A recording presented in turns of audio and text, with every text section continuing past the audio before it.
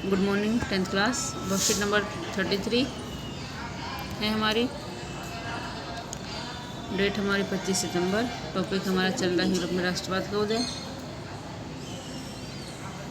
हमने जर्मनी का एकीकरण सुना,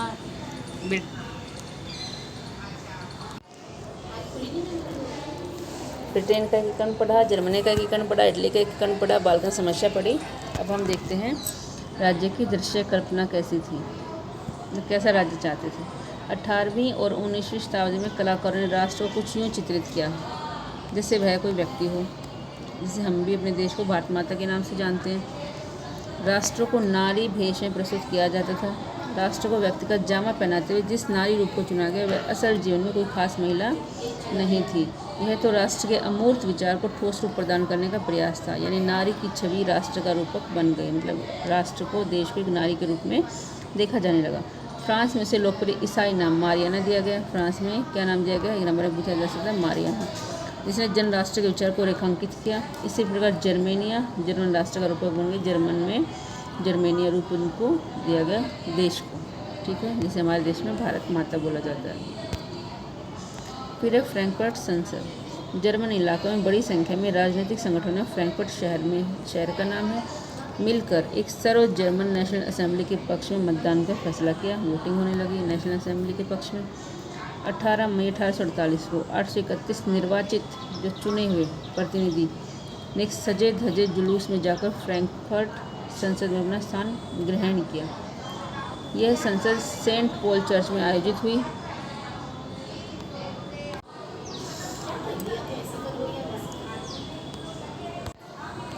उन्होंने एक जर्मन राष्ट्र के लिए एक संविधान का प्रारूप तैयार किया। एक संविधान का प्रारूप किया कि एक देश के लिए एक ही संविधान होना चाहिए। इस राष्ट्र की अध्यक्षता एक ऐसे राजा को सौंपी गई जिसे संसद के दिन रहना था। एक ऐसा राजा जिसे किसके दिन काम करना था, संसद के दिन। जब प्रतिनिधियों ने प्रशा के राजा फ्रेडरिक विल्हेम चतुर्थ को ताज पहनाने की पेशकश की, प्रशा के बारे में हमने पढ़ा था, आधुनिक जर्मनी, तो उसने उसे स्वीकार कर उन राजाओं का साथ दिया जो निर्वाचित सभा के विरोध थे। मतलब ये जो प्रशा के राजा थे फ्रेडरिक विल्हेम चतुर्थ, ये नहीं चाहते थे कि संविधान हो देश में। जहाँ कुलीन वर्ग और सेना का विरोध बढ़ गया, वहीं संसद का सामाजिक आधार कमजोर हो गया।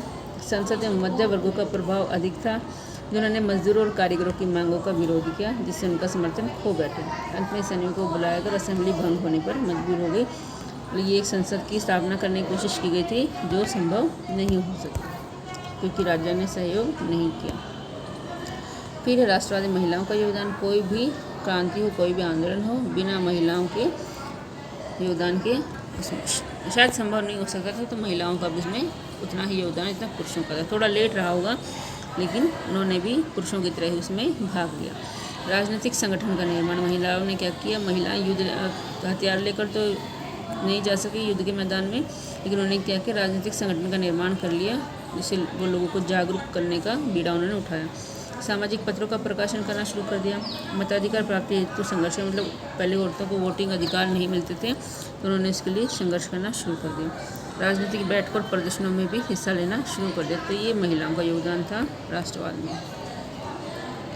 यूरोप में राष्ट्रवाद जो हुआ उसमें महिलाओं का योगदान था। उन्होंने राजनीतिक संगठन का निर्माण किया, समाचार पत्रों का प्रकाशन किया, मताधिकार हेतु संघर्ष किया, राजनीतिक बैठकों और प्रदर्शनी में भी हिस्सा लेना शुरू कर दिया। उनका सक्रिय भूमिका महिलाओं ने निभाई। अब ये क्वेश्चन है प्रतीकों का अर्थ। ये एक बहुत महत्वपूर्ण है टॉपिक और ये आपसे पेपर में पूछा जा सकता है, ये आपको याद रखना है। टूटी हुई बेड़ियाँ किसका प्रतीक है, आज़ादी का। मतलब बेड़ियाँ टूट गई तो आज़ादी मिल गई। बादशाह वाला कवच इसका प्रतीक है जर्मन समुदाय की प्रतीक शक्ति का। बलूत पत्तियों का मुकुट प्रतीक है वीरता का, जो वीर हो उसको एक पहना दिया जाता था। तलवार प्रतीक है मुकाबले की तैयारी का। लिपटी तलवार पर लिपटी जैतून की डाली प्रतीक है शांति की इच्छा का। काला लाल और सुनहरा तिरंगा है उदारवादी राष्ट्रवादियों का झंडा। जर्मन राज्यों के डूब द्वारा प्रतिबंधित उगते सूर्य किरणें हैं एक नए युग की शुरुआत। ये आपको विशेष याद कर लेने हैं। क्वेश्चन है राष्ट्रवाद के उदय में दृश्य रूपों के योगदान का वर्णन कीजिए। चर्चा करनी है।